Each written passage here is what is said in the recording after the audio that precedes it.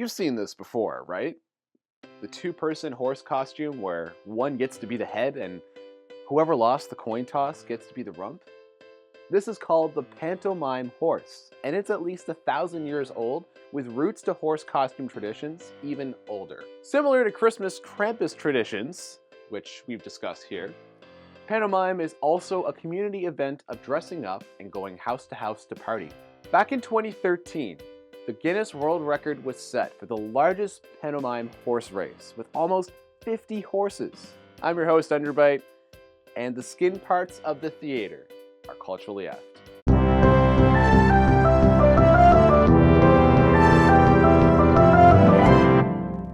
This fabulous photograph comes from 1909.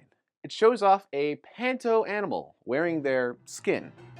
Back then, the whole costume was most definitely made of actual animal fur.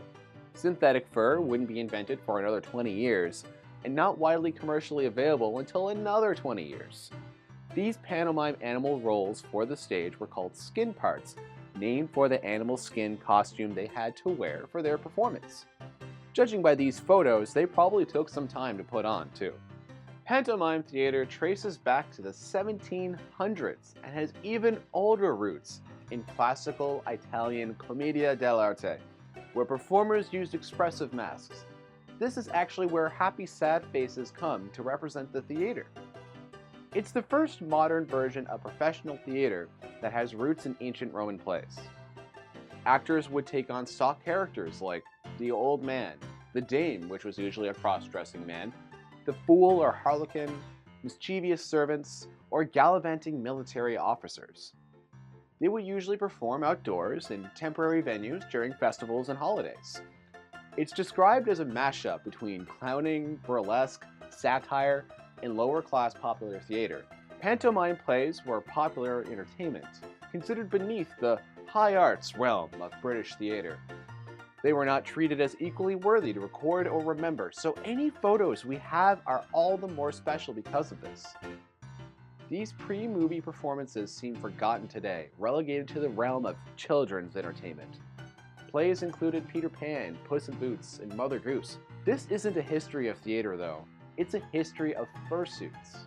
It's in this history of carnival actors and serious art forms that appeal to all classes and levels of society that we get the skin parts. Nigel Elcott, in his blog about pantomime theater, noted the long tradition of pantomime animals in Edwardian England. There was once even an entire store dedicated to panto animal costumes and actors because they were in such high demand for the industrialized city with a growing middle class. Located in New Row Garden, it was called Theater Zoo. You had to book your costumes early for Christmas each year. Here's something else from his blog. Every memorable pantomime contains them, and not always the type we have come to expect. The animals in pantomime are usually depicted by speciality turns in skins. It is true to say that some of the greats started their careers by literally playing the back ends of the pantomime horse. Many years ago, at the Hippodrome Theater, Stockport, the front end of the horse was a young man named Charlie Chaplin. Animals have always enlisted the audience's sympathy and support. That little fact about Chaplin is very meaningful. He was a great artist and the first international movie star. His silent performing was considered a huge influence on Walt Disney and the development of anthropomorphic animation. It must be emphasized that this theater is meant to be very participatory, including audience sing-along and other live energy that's hard to document. We can't experience what this must have been like 100 years ago. But the stunning classic photos we're seeing even make this a worthy piece of photographic history. Until just a few decades ago, photography held little respect as an art form. Fading or not, pantomime theater has a history that will live on.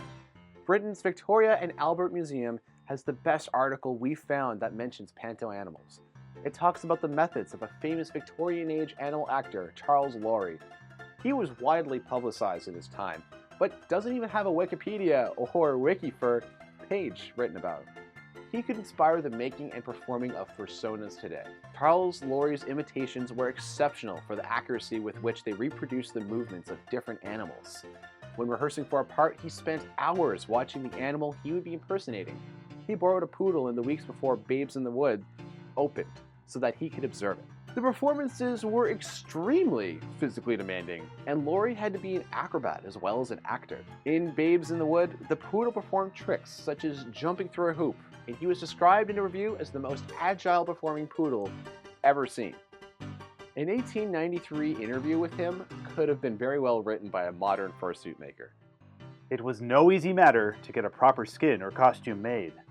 You see, what is wanted when impersonating an animal is really a wig for the body, and it was difficult to make. Anyone understands that. So I not only designed, but practically made my first skins.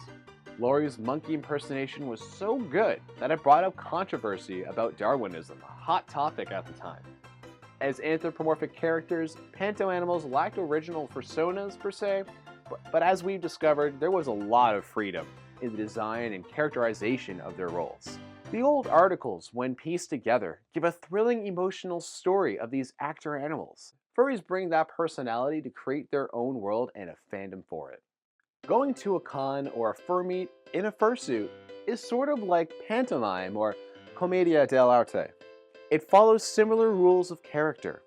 Impromptu performance in public. Though this is usually for fun, you can still find mascot and cosplaying street performers in major cities today. Who are the furry stock characters? You know, the fox, the horse, the wolf.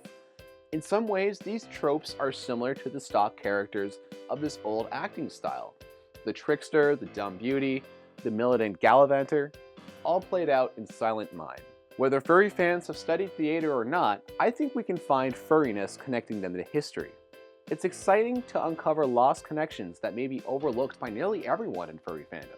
Knowing this could add a century of depth and substance into what we love. This historical context of animal costumes and performance could help earn furries respect as our subculture grows, with the potential to carry on the creativity of older traditions. An obscure 1902 publication found on Google Books has a deeper investigation of Laurie's animal acting. The Playgoer, Volume 2, offers 8 whole pages including photos not found anywhere else. It calls him the greatest impersonator of animals in the world.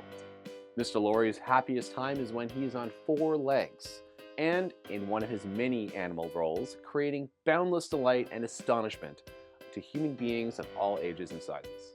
What do you guys think? Are these the first true fursuits? Is fursuit performance a form of commedia dell'arte? Let us know down in the comments. Special thanks for Dogpatch Press and Fred Patten for allowing us to adapt their articles on panto animals into script. Check out the links to the original 3-part post down in the description. Next time on Culturally F's Fursuiting History, we will look at Hollywood movie monsters. I've been your host, Underbite. Thanks for watching. Welcome to the Rusty Horror Picture Show. Why don't we make that a science fiction double feature and watch 2 episodes of Culturally Eft, like this one right here. And support us on Patreon at patreon.com/culturallyeft, where in just 7 days, I can make you a thumbnail. So come to the lab and see what we have on the slab. Subscribe to Culturally Eft, and you won't be left with anticipation.